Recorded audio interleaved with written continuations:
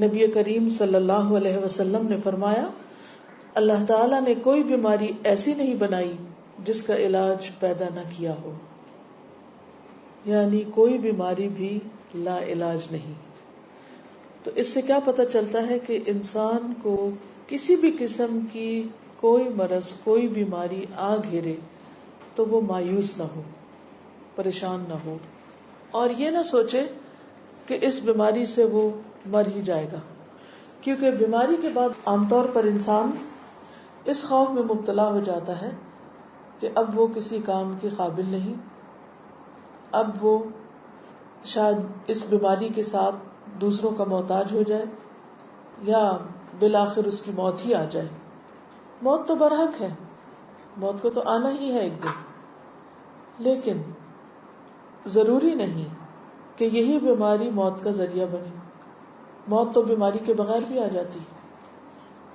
اس لیے انسان کو بیماری کے آنے پر سب سے پہلی بات جو کرنی ہے وہ ہے امید کا دامن تھام، اللہ رب العزت کے ساتھ اچھا گمان رکھنا، کیونکہ بیماری انسان کے گناہوں کو دھونے کا ذریعہ بنتی ہے۔ بیماری انسان کے اندر عجز و انکساری پیدا کرتی ہے، بیماری انسان کی اصلاح کا ذریعہ بنتی ہے۔ اور یہ کس طرح ہوتا ہے کہ جب انسان بیمار ہوتا ہے یا غم زدہ ہوتا ہے یا پریشان ہوتا ہے تو اس کی توجہ سراسر اس خاص پریشانی کی طرف ہو جاتی، باقی چیزیں اتنی اہم نہیں رہتی جو غیر ضروری ہوتی، بلکہ بیماری میں تو انسان بعض اوقات اپنے فرائض تک سے بھی غافل ہو جاتا ہے اور بہت سی چیزیں اس سے چھٹ جاتی۔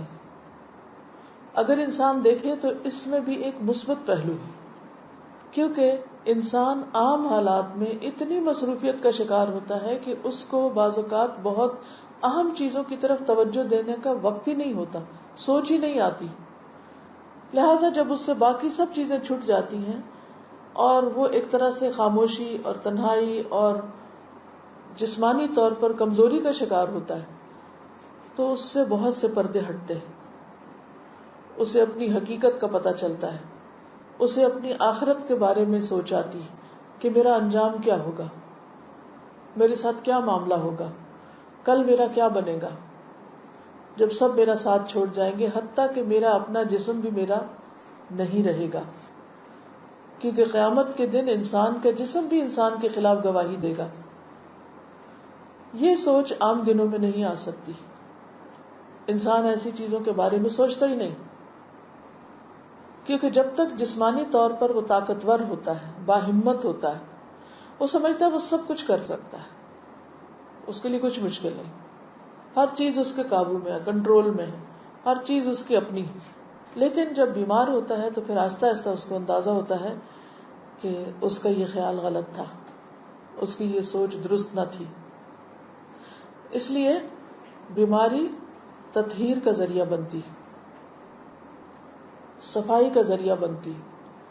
بعض اوقات جسمانی بیماری روحانی صحت کا ذریعہ بنتی، کیونکہ بیماری میں انسان کے گناہ بھی دھلتے ہیں، چھوٹی بیماری ہو یا بڑی ہو۔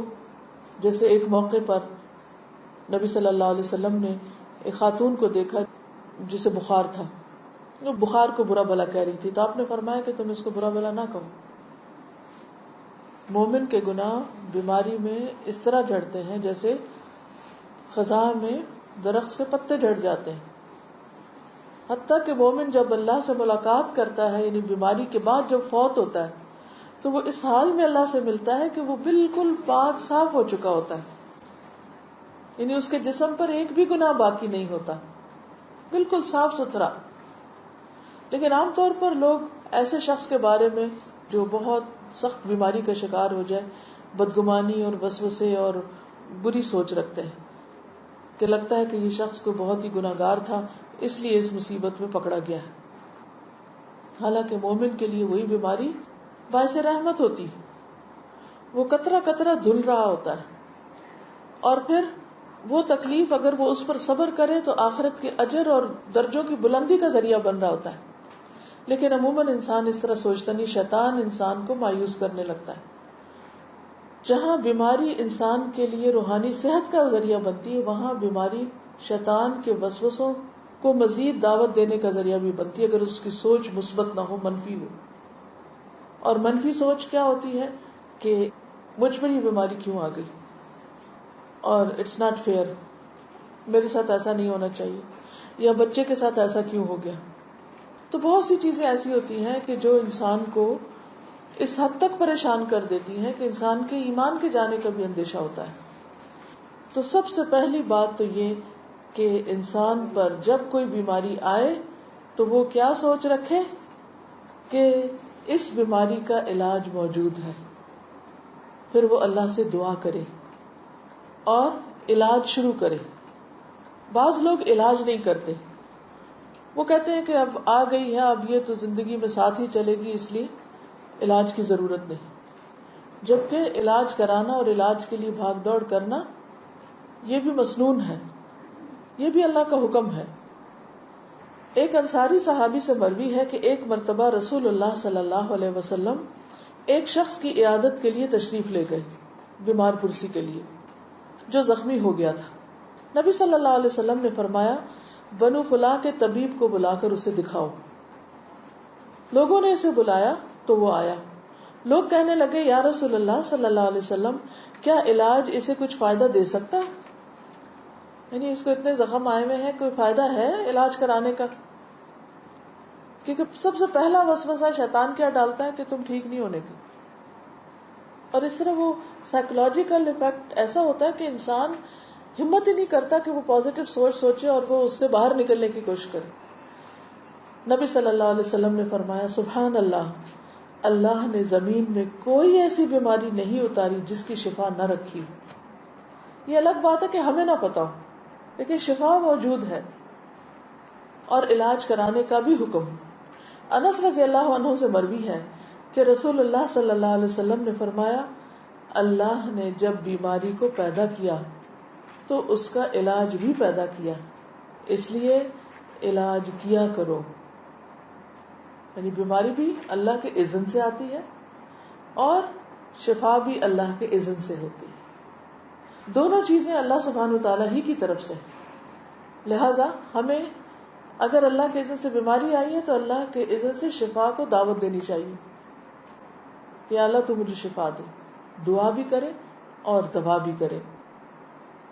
اسامہ رضی اللہ عنہ سے مروی ہے کہ ایک مرتبہ نبی صلی اللہ علیہ وسلم نے فرمایا عباد اللہ، اے اللہ کے بندو، علاج کیا کرو، علاج کیا کرو، کیونکہ اللہ تعالیٰ نے کوئی بیماری ایسی نہیں رکھی جس کا علاج نہ رکھا ہو سوائے موت اور بڑھاپے کے.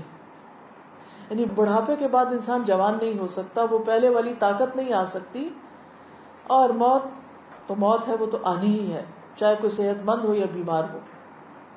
لیکن چاہے بڑھاپا ہو، چاہے مرض الموت ہی کیوں نہ ہو، لیکن اس میں بھی انسان کو ہمت نہیں ہارنی چاہیے، امید کا دامن نہیں چھوڑنا چاہیے. اور کہتے ہیں نا کہ ڈوبتے کو تنکے کا سہارا، اگر تنکے کا سہارا بھی ملے تو بھی لے انسان. تنکے کو بھی نہ جانے دے کہ تنکا مجھے کیا بچائے گا، نہیں، بچانا تو اللہ نے ہے. کوئی پتہ نہیں کہ کس چیز میں اللہ تعالیٰ کیا قدرت رکھ دے، کیا طاقت رکھ دے. اب مثال کے طور پر جتنی بھی چیزیں ہیں ان کے اندر جو خاصیت رکھی ہے وہ کس نے رکھی؟ مثلا کھجور، اللہ نے بہترین غذا پیدا کی اور اس کے اندر شفا بھی اللہ نے ڈالی.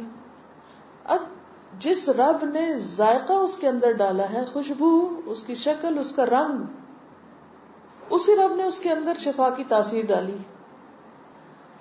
وہ رب چاہے تو کسی بھی چیز کے اندر ہمارے لیے شفا کی تاثیر رکھ سکتا ہے. تو شفا دینا اللہ کا کام ہوتا ہے، بندوں کا نہیں ہے. ایون اگر آپ ڈاکٹر کے پاس بھی جائیں تو اس کے دل میں بھی اللہ ہی ڈالے گا تو صحیح دوا آپ کے لیے تجویز کرے گا.